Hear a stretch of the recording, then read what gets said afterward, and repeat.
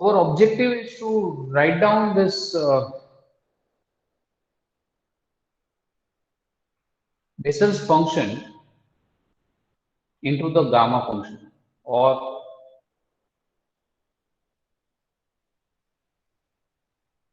we know that the Bessel's function is represented in this way: Jp of x is equal to summation n running from 0 to infinity minus 1 raised to n upon n factorial into p plus n factorial x by 2 power 2n plus p.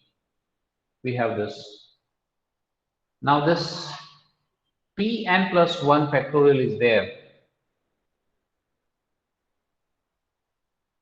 and if p is integer, then it has a meaning. If p is not an integer, that means we need to extend this definition of factorial for p is belongs to R. So for that we know that the extension of the factorial notation is the gamma function. So we have to understand, or we need to expand this definition for any real number p. Right now what we have discussed is this p. If it is an integer, then we can express into this first kind of Bessel's equation. So that we can write as a remark here.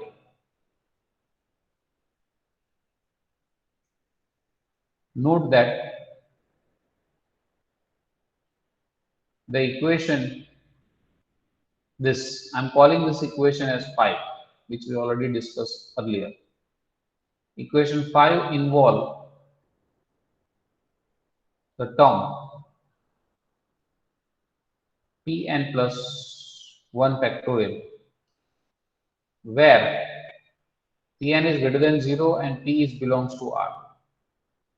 But P factorial is meaningless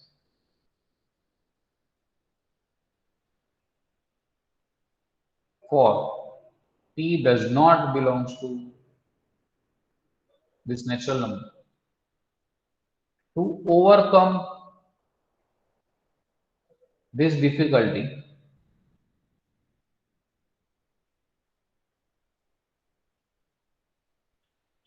we have to extend the definition of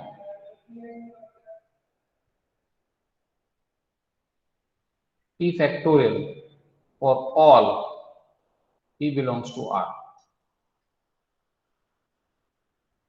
And we know that that extension is stay, or it's already we have discussed, or you have discussed in your graduation, and known as the gamma function.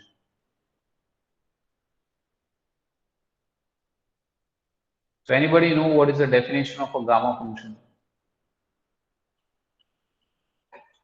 The gamma function is denoted by this gamma p, and it is an improper integral defined as integration from 0 to infinity e power minus x power p minus 1 dx, where p is greater than 0. If you can write down this is in terms of t, or this x is a dummy variable, so I can write down also in terms of t. It does not matter if you can write down in terms of p and t, it's not matter.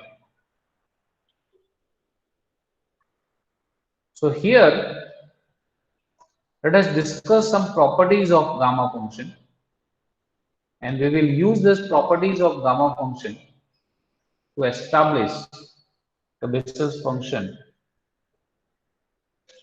So our objective is to discuss the properties of gamma function.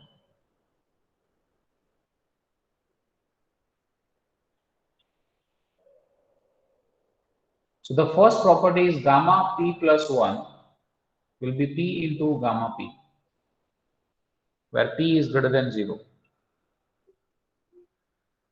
So by definition, we know that gamma p plus 1 is integration from 0 to infinity e power minus x raised to p minus. So instead of p, we have p plus 1. So it is p plus 1 minus 1 dx. So this is integration 0 to infinity e power minus x power p dx. Since this is improper integral, I can write down this is as limit b tends to infinity 0 to b e power minus x raised to p dx is there. Now applying the integration by parts to this integral, we can have the gamma p plus 1 is the limit b tends to infinity.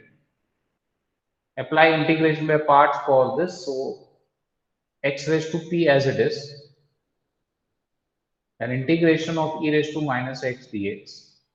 Then it is minus derivative of x raised to p, that is p into x raised to p minus 1.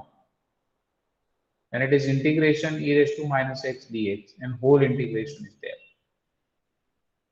And the limit is from 0 to b. If you simplify this, this will give you b to infinity x raised to p into e raised to minus x.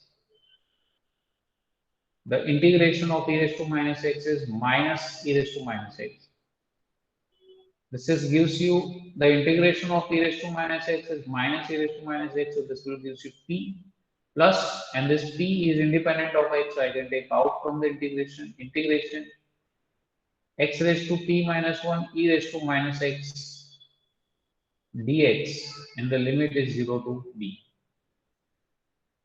When I substitute b here, we will have limit b tends to infinity minus b raised to p e raised to minus b. When I substitute 0 here, everything is 0 in this. So that's why it is 0 plus p into integration from 0 to I can say it is b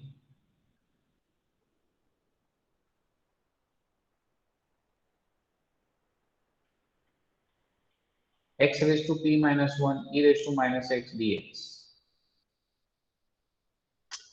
When you substitute the limit now, we know that b tends to infinity, e raised to infinity will become 0. That's why this is 0 plus b integration from 0 to infinity e raised to minus x raised to p minus 1 dx. And this is exactly the gamma function is there. So this is p into gamma p. So that's why it is p plus 1 will be p into gamma p. Gamma of p plus 1 is p into gamma p. That is the things we got.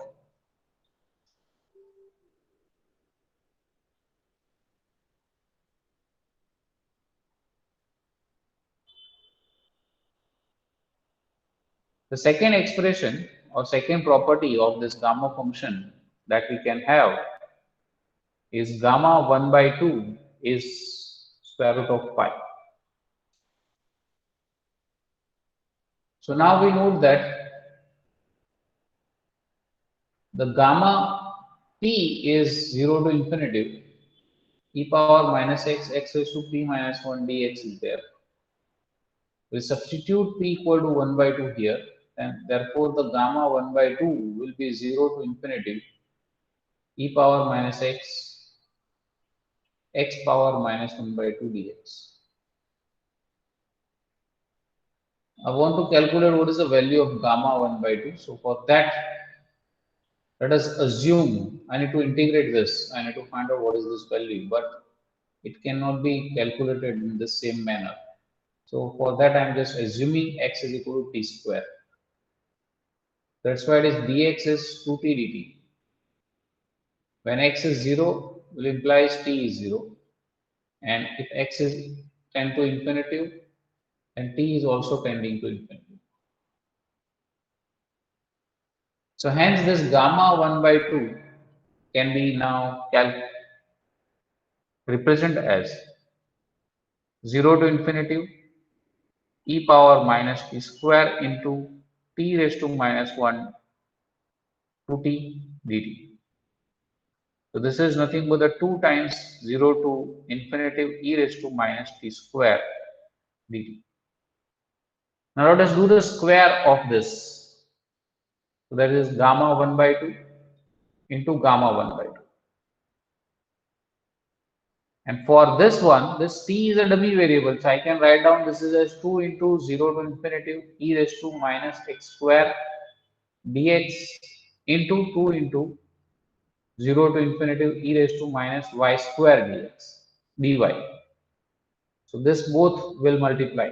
So this is 4 times 0 to infinity, and this integration is common. So I can just rewrite this as e raised to minus x square plus y square dx dy. This is case of double integration. So that's why it is 0 to infinity, 0 to infinity. Double integration will be there. Now our objective is to calculate this double integration.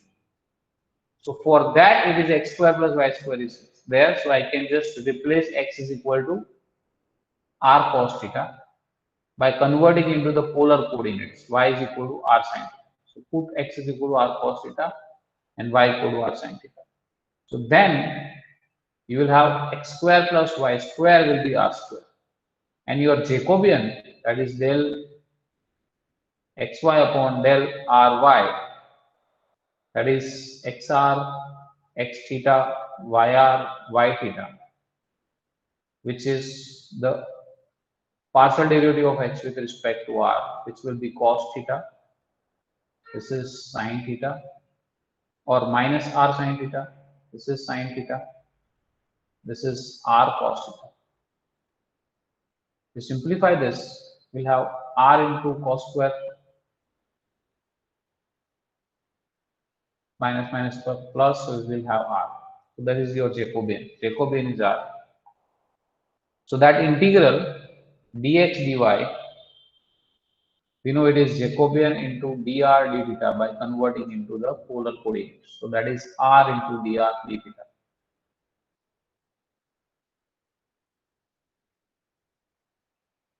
Now we need to decide what is the limit. As per this, the integration is from 0 to infinity is there. So x is running from 0 to infinity, y is running from 0 to infinity, so it will represent this first quadrant. So what is your theta? Is theta is running from 0 to theta is equal to 0 to theta is equal to pi by 2. And what is your r? R is running from 0 to, you have to consider the strip. The strip goes to r equal to infinity. So that means your r is running from 0 to infinity and theta is from 0 to pi by 2. So this integration is now converted into the polar coordinates, that is gamma 1 by 2 square will be 4 times. That double integration now change to 0 to pi by 2, 0 to infinity, e power minus r square, because x square plus y square is r square, and dx dy we have r dr d theta that we can have calculated. R dr d theta. Now this is independent of theta, so I can just separate this integral as theta, and this is integration of r. I just need to integrate this. So for that, we'll do this separately, or I can just write down this is as 4 into, this is theta 0 to pi by 2 into, I can say this is I, where I is this integral e raised to minus r square into r dr. Then substitute this value, we'll have pi by 2 is the answer. So it is 4 into pi by 2 into I. So finally we'll have 2 pi into I. Now let us calculate what is this value of I. So now the I equal to integration 0 to infinity e power minus r square r dr is there. So to integrate this one, let us substitute. Let r square is equal to s. So 2r dr equal to ds. As x is tends to infinity, sorry, r is tends to infinity,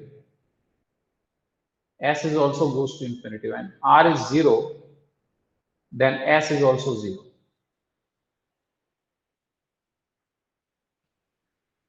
So that means this integration I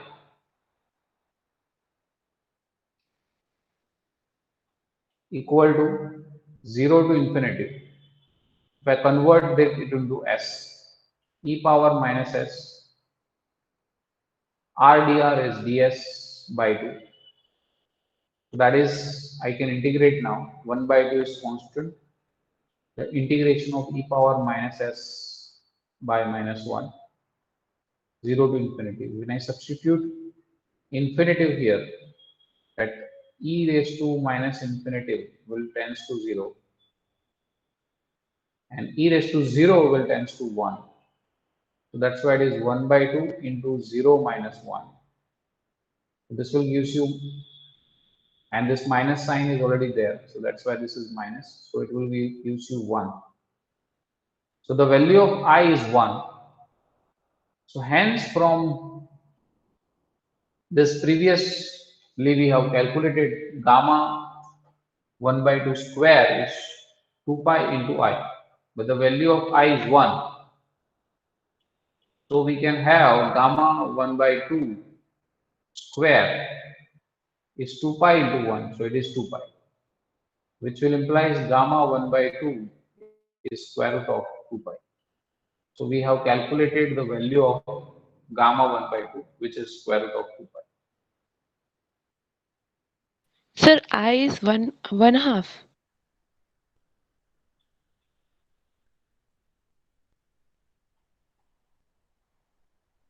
Yeah, I is 1 half. Sorry. So I is 1 half. So it is pi by 2 into 1 by 2.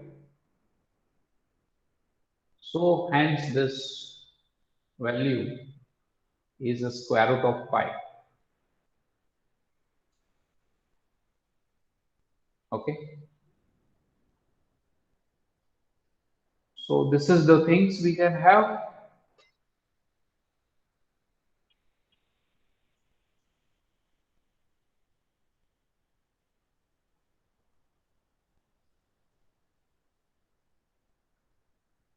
So what is the value of gamma m plus 1? If m is an integer,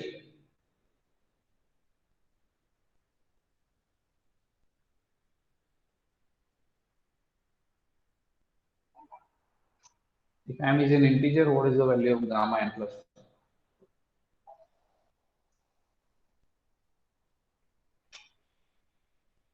1? M factorial. M factor. If m is belongs to n union 0. Okay. This probably you know, everyone. If m is integer, then because of this p into gamma p, we express, that means I can write down this is p into p minus 1 gamma p minus 2 and so on. You go further. You go in that manner. The lastly you will have p minus 1, p minus 2, p minus 2 up to 1 into 1 factorial. Sorry, gamma 1. Now what is the value of gamma 1? Integration 0 to infinity e power minus x, x raised to 0 dx. Because gamma n is integration 0 to infinity e power minus x, x raised to p n minus 1 dx. N is 1 here. So that's why it access to 0. So integration of e power 0. Sorry, e power x.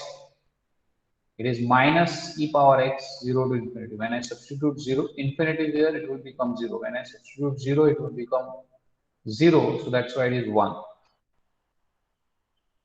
Because this minus sign. So the value of this one is 1. So gamma m plus 1, if m is an integer, it is m factorial.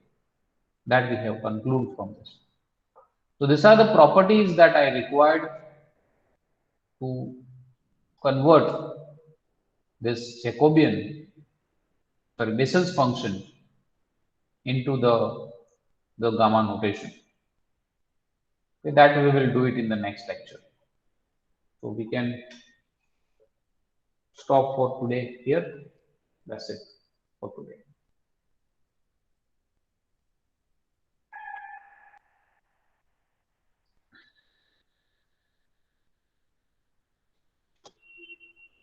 You have any question, you can ask.